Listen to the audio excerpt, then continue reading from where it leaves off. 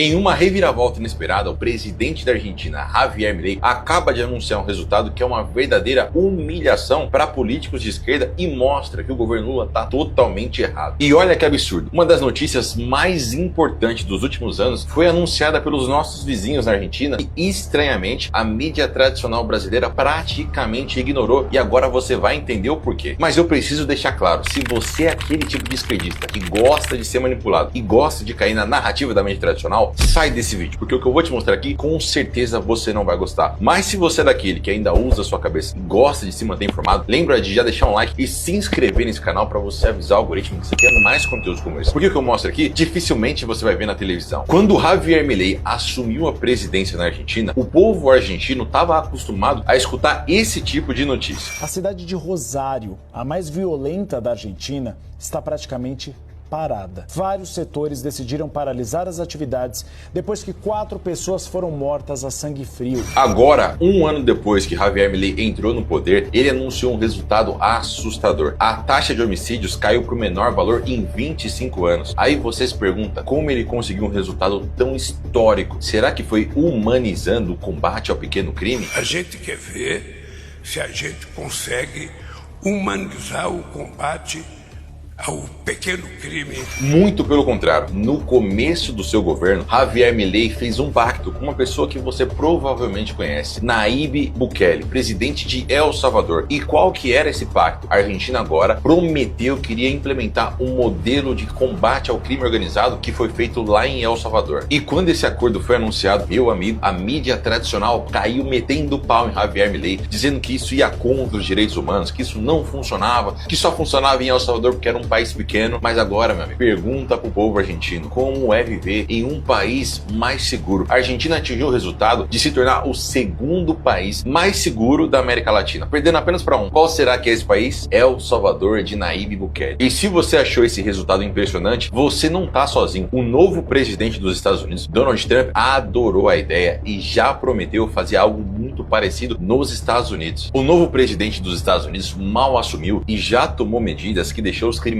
em desespero. Por quê? Porque ele colocou uma medida dizendo que agora os cartéis de droga são grupos terroristas. E por que isso é importante? Quando o governo dos Estados Unidos coloca um cartel ou qualquer tipo de organização como terrorista, isso quer dizer que o exército americano pode invadir, independentemente do país que esse grupo estiver, para lutar contra esse grupo. Isso já aconteceu no Oriente Médio, onde os Estados Unidos foi lutar lá contra o terrorismo. E agora, quem que tá principalmente em desespero? O México. Porque os cartéis de drogas trabalham do México, mas mandam drogas para os Estados Unidos. E o Donald Trump já avisou que pode mandar sim o exército para combater, não só no México, mas em outros lugares. Então qualquer país que tenha organizações criminosas que vendem droga para os Estados Unidos pode entrar na mira do exército de Donald Trump. Mas isso é só o começo. Donald Trump anunciou que fez uma ligação para um presidente muito conhecido pela gente. Quem que é esse presidente, meus amigos? Nayib Bukele, presidente de El Salvador. Aí eu te pergunto, por que que o presidente da maior economia do planeta ligaria para o presidente de El Salvador, um país desse tamanho? Eu acho que você sabe a resposta. Donald Trump se interessou muito pelo plano de Nayib Bukele de controlar o crime organizado. Lembra, El Salvador era um dos países mais perigosos, se não o mais perigoso do planeta. E agora é o mais seguro da América Latina, inclusive mais seguro que o Canadá. Mas, meus amigos, isso chamou a atenção do planeta inteiro e Donald Trump ligou diretamente para ele para entender o que ele fez e como ele pode implementar o plano de Nayib Bukele nos Estados Unidos. Mas para quem tá prestando atenção, isso não é nenhum tipo de novidade. O próprio Elon Musk, que hoje é um dos principais conselheiros de Donald Trump, já tinha elogiado os resultados conseguidos tanto em El Salvador como na Argentina e prometido que algo semelhante aconteceria nos Estados Unidos. E agora, meus amigos, Donald Trump assumiu a presidência e tá botando para quebrar, e muita gente de esquerda ou até os criminosos já começam a ver a situação ficando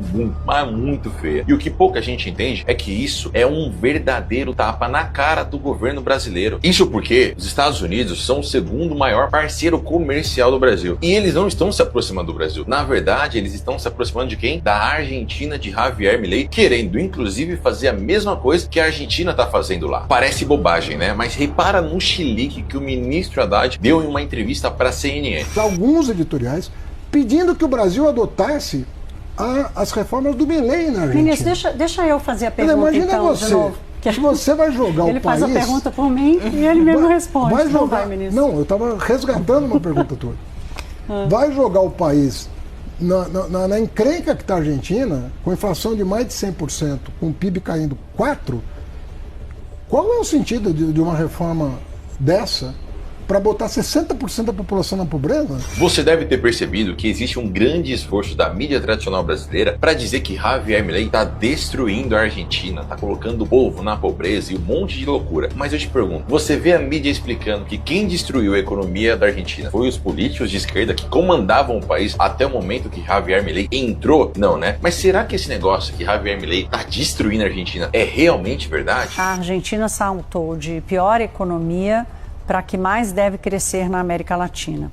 O presidente argentino, Javier Milei, mantém a sua popularidade por ter derrubado a inflação. E ele sugere que o Brasil tire lições com o vizinho. A economia da Argentina, que tinha sido destruída nos últimos anos, agora está demonstrando resultados que ninguém esperava. Mas é assustador. A mídia que gritava para todos os cantos que Javier Milei estava destruindo a Argentina, agora parece que tem dificuldade de falar o que está acontecendo lá. E olha que estranho. Lembra que a mídia batia, que aumentou a miséria, que o povo lá tá passando fome? Então, saiu uma notícia mostrando o inverso, que na verdade a pobreza tá caindo na Argentina. Mas aí eu comecei a procurar nos principais canais de mídia do Brasil e não achei essa informação. Por que será que quando é para trazer um dado negativo é ultra divulgado, mas quando é um dado positivo pro povo argentino, isso é meio que ignorado pela mídia tradicional? Hoje, Brasil e Argentina são grandes rivais econômicos da América do Sul. O Brasil tem muito mais poder, muito mais força, principalmente porque a Argentina está praticamente destruída. Só que Javier Milei tem o plano de recuperar a Argentina e colocar os nossos vizinhos como um dos países mais ricos do planeta. E eles fizeram uma aposta, só que essa aposta parece que quem tá ganhando não é o Brasil, o que é muito negativo pra gente. Só que pro argentino a situação parece ter ficado muito interessante pela aposta que Javier Milei fez. Muita gente nem lembra, só que lá em 2023 tanto Lula quanto Javier Milei fizeram uma aposta de crescimento que parece que a situação tá ficando feia pra gente. O Lula resolveu apostar nos BRICS, na China, chegou até a falar que queria derrubar o dólar, queria bater de frente e tudo mais, acreditava que o BRICS poderia bater completamente de frente com os Estados Unidos. Já Javier Milei foi completamente o contrário. Javier Milei recusou o convite dos BRICS para colocar a Argentina e ele fez uma aposta mais arriscada, que foi o quê? Acreditar que Donald Trump venceria a eleição e assim ele conseguiria ter uma parceria direta com os Estados Unidos. E por que essa aposta foi tão arriscada? Porque o Donald Trump poderia perder as eleições. Se você olhasse na época das pesquisas, Donald Trump estava atrás. Era meio que difícil ele ganhar, só que ele ganhou. E agora, meu amigo, Javier Milei tem um poder na mão muito maior do que Lula, que falou abertamente que estava torcendo por candidato contra Donald Trump. Agora que o Trump ganhou, o Lula já tá com uma conversa diferente, que não, quero que os Estados Unidos tenham aí um bom governo e tudo mais e tal, mas a gente sabe que a escolha foi complicada. E aí você se pergunta, mas e a China? Que o Lula aposta muito na China. Só que a China não vai ficar ao lado do Brasil devido à ideologia, até porque a situação econômica da China não é das mais fáceis. Se você olha as exportações que o Brasil fez para a China, em 2024 o número caiu. E agora a China precisa voltar a crescer. O próprio governo chinês está colocando estímulos na economia porque não quer ver a economia derretendo.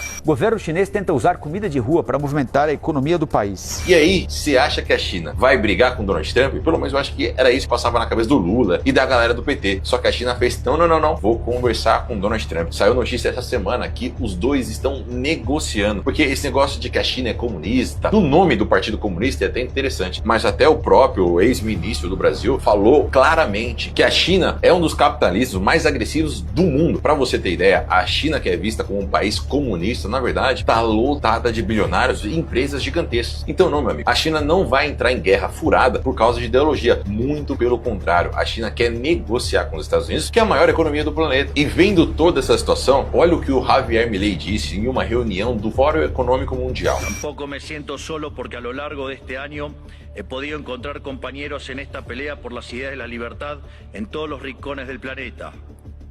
Desde el maravilloso Elon Musk hasta la feroz dama italiana, mi querida amiga Giorgia Meloni. Desde Bukele en El Salvador hasta Víctor Orbán en Hungría. Desde Benjamín Netanyahu en Israel hasta Donald Trump en Estados Unidos.